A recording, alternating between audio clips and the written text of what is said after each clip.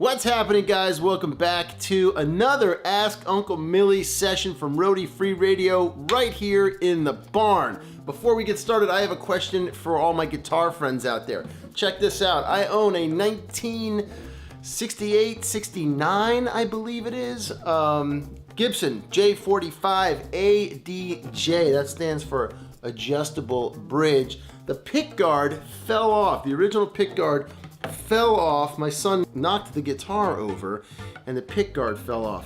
What is the glue that I use to put this back on? I know I'm not going to use Gorilla Glue or Crazy Glue, but what is the glue that I need to use? All right, hit me back with that.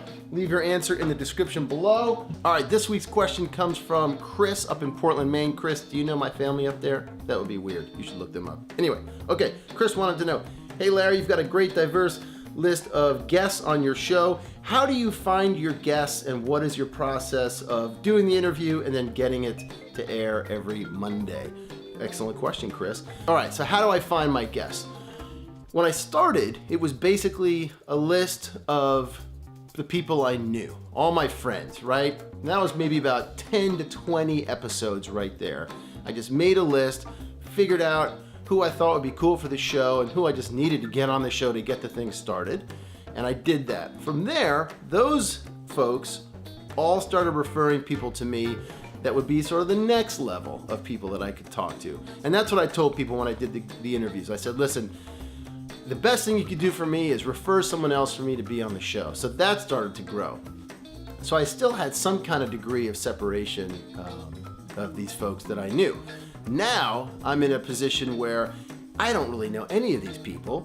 They're all super cool, and I find them by either someone who listens to the show writes in and says, hey, you should check out this person or have them on your show, or I'll start getting emails from people that are like, hey, I was on your show last year and I met these few folks and I think they would be a really great addition to the guest list on your show. So that's pretty much how that happens. And as for your next question, what's the process of getting them and then doing the show and getting it out and how much time passes and all that kind of stuff. Basically what happens is I do an interview. I've been doing more Skype interviews recently because it's just more cost effective, frankly, to do it that way than to be doing a lot of traveling right now.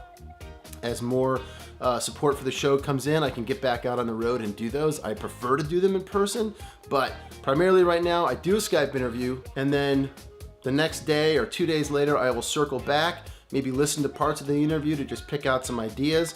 Then I record the intro separately. I take all the pieces, put everything together, and then the show goes up Sunday night, Monday morning, something like that. I generally try to keep it like that. Sometimes I'll do maybe 3 or 4 interviews in 1 week, and then I know I'm set for the next 3 to 4 weeks and I don't have to chase an interview or a guest or somebody and have them on the show. But it gets a little harrowing sometimes. If you go back and you look at the list of interviews on the show on SoundCloud, you'll see some things called host updates. Generally that means that a guest bailed or I couldn't get a guest in time or something like that.